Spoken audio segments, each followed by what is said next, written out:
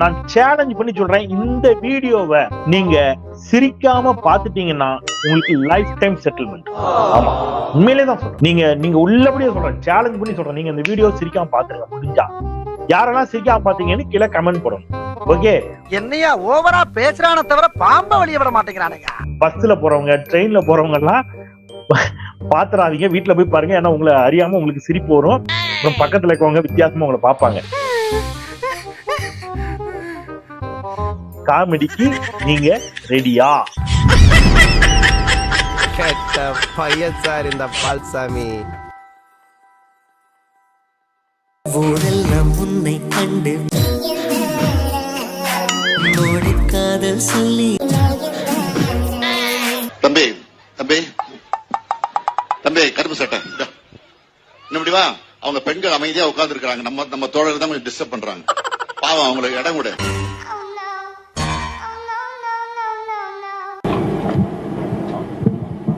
இல்ல புரியல. தெரியல உனக்கு? தெரியலையே. சத்தியமா தெரியலையா? சத்தியமா தெரியலையே. பாவம் பண்ணிட்டடா. பாவம் பாவம் பாவம் பண்ணிட்ட. பாவி பயலே.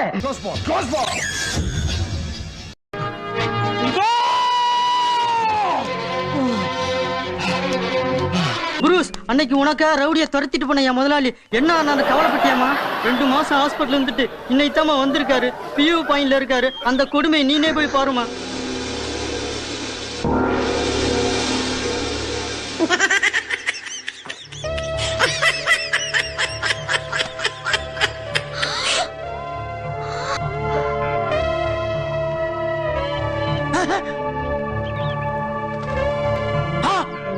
என்ன 2 கையும் காணா?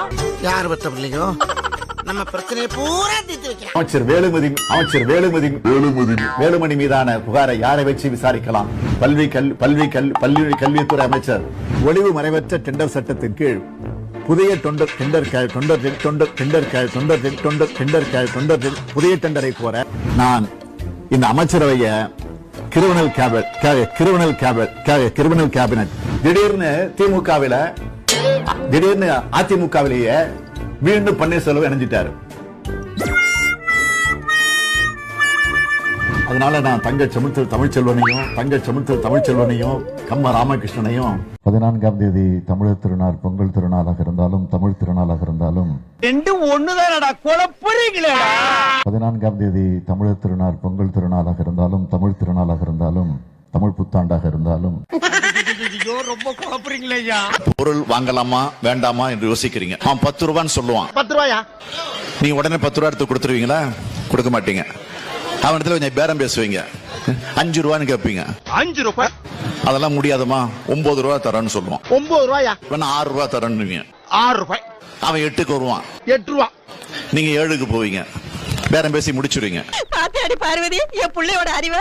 இந்த உலகத்துல மக்கள் மனுஷ தோண்ட காலத்துல இருந்து இப்படி ஒரு விளக்கத்தை யாரா சொல்லிருக்காங்களா? இல்ல யாருக்காவது தோணி இருக்குமா? இவ்வளவு சிந்திச்சுக்கிட்டு தானே இந்த பயப்புள்ள இந்த வயத்துல கிடந்திருக்கா. இந்த கொஞ்ச காலத்துல இந்த ஆளு இங்க போயிருவான், இவன் இங்க வந்துருவான் பெரிய இடத்துக்கு. அதுக்கப்புறம் இவன் மையன் இங்க இருப்பான், இவன் இங்க போயிருவான், இவரு இங்க வந்துருவாரு. இந்த கீழே கிடக்குற யாருமே இந்த பாதி காலாண்டுக்கு மேல போக முடியாதுல்ல. ஸ்டாலின் பேசுற. யார் பேசுறீங்க? உங்க பேர் என்ன? நான் வருத்தமில்லா வாலிபர் சங்க தலைவர் கைப்பிள்ள பேசுறேன். யார் பேசுறது? சிஎம் பேசுறேன். இவ்வளவு நாளா பத்திரிக்கை மூலியமா வந்து கரைச்சல் பண்ணிக்கிந்த, இப்ப போனுக்குள்ள கூடியும் வர ஆரம்பிச்சிட்டியா? சரி, நான் யார் பேச தெரியுது உங்களுக்கு? பிரபா மஞ்சா போனருங்களா? என்ன கம்ப்ளைண்ட் பண்ணீங்க? விடிய 4 புள்ள அடிச்சிருக்கேன், ஜானி மாதிரி சப்புன்னு கிடக்கு. வெறும் டூப்ளிகேட் சரக்கு போட்டு ஊரை ஏமாத்திட்டீங்க. இதுல ஒண்ணு என்ன வேடிக்கைன்னா, திருவண்ணாமலையில அந்த பெட்டி வச்சு அதுல போட்ட ஒரு மனுவை எடுத்து படிக்கிறார் ஸ்டாலின். அந்த காட்சி போடுங்கப்பா, மக்கள் பார்க்கட்டும். கணவருக்கும் கறவை மாட்டுக்கும் வித்தியாசம் தெரியாம திருவண்ணாமலை மாவட்டத்துல இவர் பேசினதுதான் டாப். இன்னைக்கு என்னெல்லாம் பண்ண போறாரோ. ஆம்பளை ஒருத்தர் கறவை மாடு கேட்டு விண்ணப்பிச்சிருக்கார். ஒரு சகோதரி கணவரை மீட்டு தரணும்னு கோரிக்கை வச்சதா இவர் சொல்ல, அடுத்து திருமலை கீழ்பெண்ணாத்தூர் திருமலை உங்களுடைய கணவரை கண்டுபிடித்து தருமாறு ஆஹா, இவங்க கூட சேர்ந்து அரசியல் பண்ணா மேடைக்கு மேடு தர்மடி போட்டிருக்கேன். உங்களுடைய கணவரை கண்டுபிடித்து தருமாறு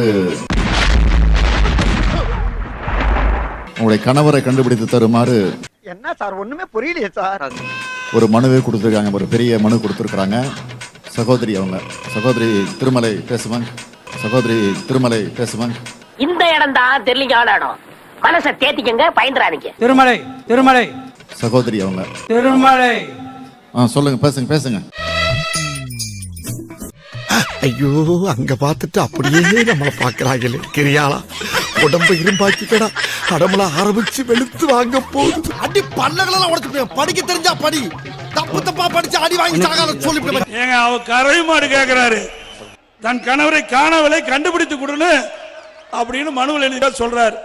இவர்கிட்ட மனு போட்டா இந்த மனுவுக்கு தீர்வு காண முடியுமா? தெர்ரா சிலிப்பானா ஒண்ணு பப்ளிஷ் பண்ணுவியா? அசந்தா ஆப்படிக்கலே குறியாருங்க எல்லாரும். இவரு இந்தியாவை காக்க அழைக்கிறாராம். இங்கேயே குப்பை கொட்ட முடியல, இவர் போய் டெல்லிக்கு போய் இவர் தலைமை தாங்கி நடத்துறாராம்.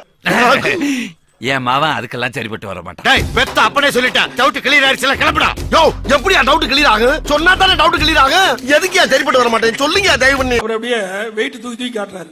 இந்திய சார்புல உலக அளவில் அவருக்கு இந்த பளு தூக்கு போட்டியில கூட அவர் விட்டலாம்.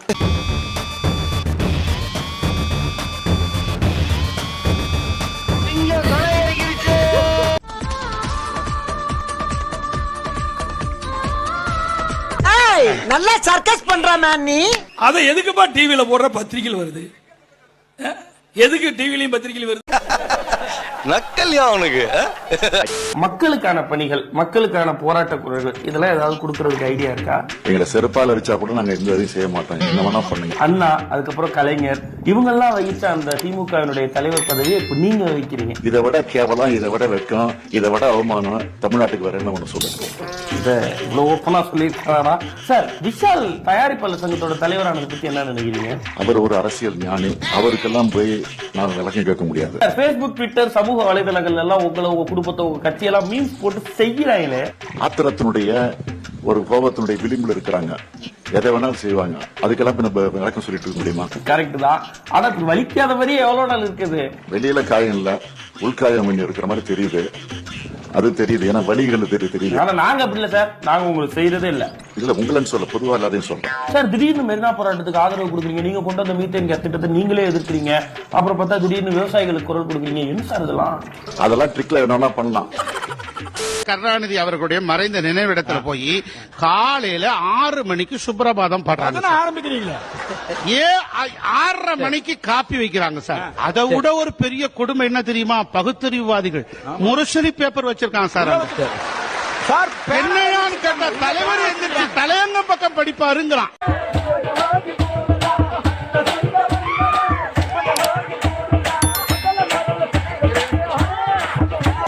எவ்வளவு பெரிய பகுத்தறிவுவாதிகள் நினைச்சு புல்லரிச்சு போச்சு.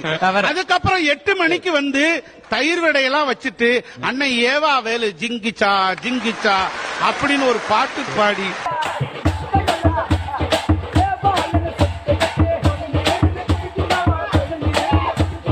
இவ கோயிலே திட்டு போகாதுன்ட்டு வெளியே எடுத்துட்டு வந்து கடைசியா கோயில இருந்து கூட்டிட்டு வந்து சிவன் கோயில இருந்து நேரா வர, திருச்செந்தூர் பழனில இருந்து நேரா வர, இங்க வர கடற்கரைக்கு வர, வந்து புதகுழியில ஐயா கட்டை அடிச்சு பாடிக்கிட்டு இருக்க, பஜனை பாடிட்டு இருக்க. ஏது புதகுழியில கோயிலிருந்து கூட்டி வந்து சமாதியை கும்பிட விட்டதான் பகுத்தறிவு.